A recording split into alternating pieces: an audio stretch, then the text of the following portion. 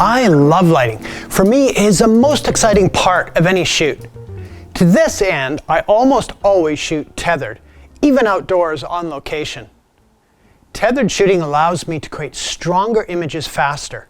Seeing my lighting immediately on a high-end laptop screen greatly speeds up the process and allows me to fine-tune my lighting to a much higher degree.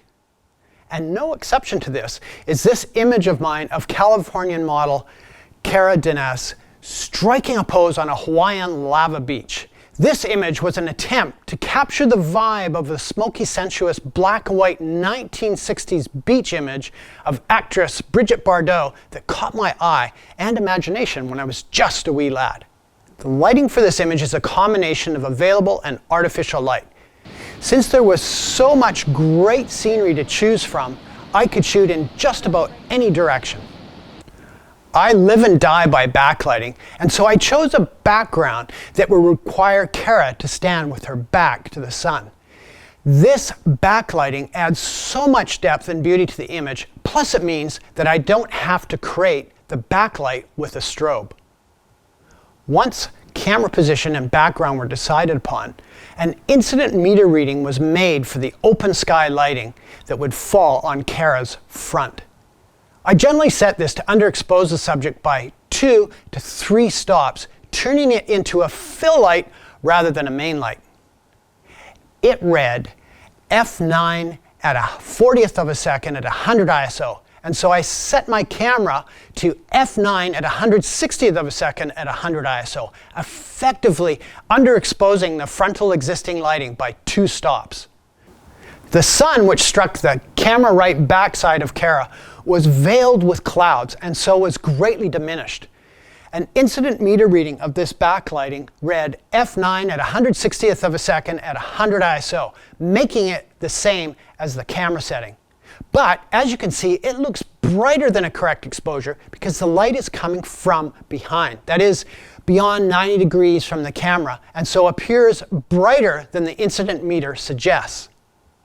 If I had captured an image at this point, Cara's front would appear in shadow. In other words, underexposed. At this point, everything is in place except for the main light.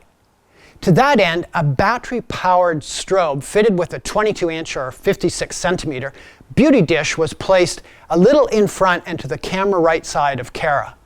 I chose this smaller sized light source to mimic the light quality of the very hazy sun. The reason why I placed this source on the same side as the sun was to wrap artificial sunlight onto Cara's front. That is, to fool the viewer's eye into thinking that the sun actually wraps around the subject's side by enough to light their front. A great cheat I use all the time. It allows me to have great backlighting on everything and have dramatic side light on the subject, and it all appears to come from one source. The power on this light was set to give an incident meter reading of f9 at 100 ISO. In other words, a correct exposure on Cara.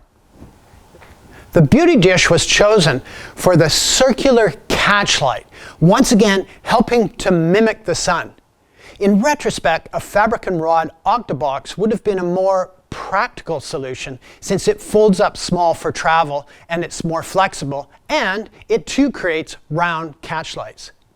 Since beauty dishes are typically rigid, they are delicate to travel with. Mine now creates very nice crescent moon catch lights. So the formula is pretty easy.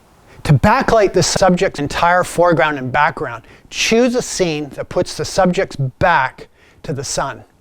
For fill lighting, underexpose the existing light striking the front of the subject from the open sky with your shutter speed. For a main light, match strobe brightness on the subject with camera aperture. I usually position this light to the same side as the sun. Being able to see your images pop up on a large profiled screen as your camera captures them and with your processing settings applied is such a luxury. But how does one figure out their processing settings before shooting?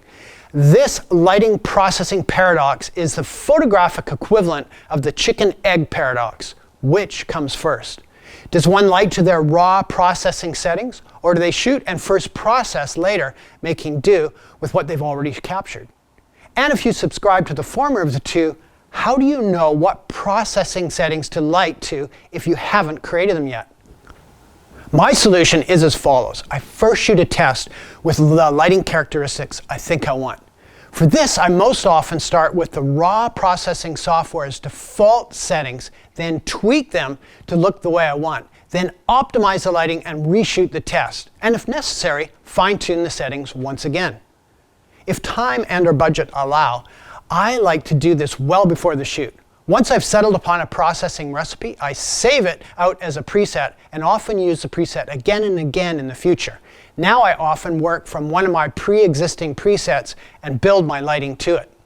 Not so different from the old film days where we would pick different film types for their unique characteristics and then create our lighting to those characteristics.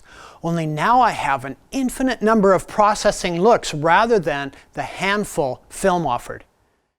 Setting up my tether tool rig makes little difference in terms of time and effort when doing lighting, but it makes such a big difference to the outcome of the lighting.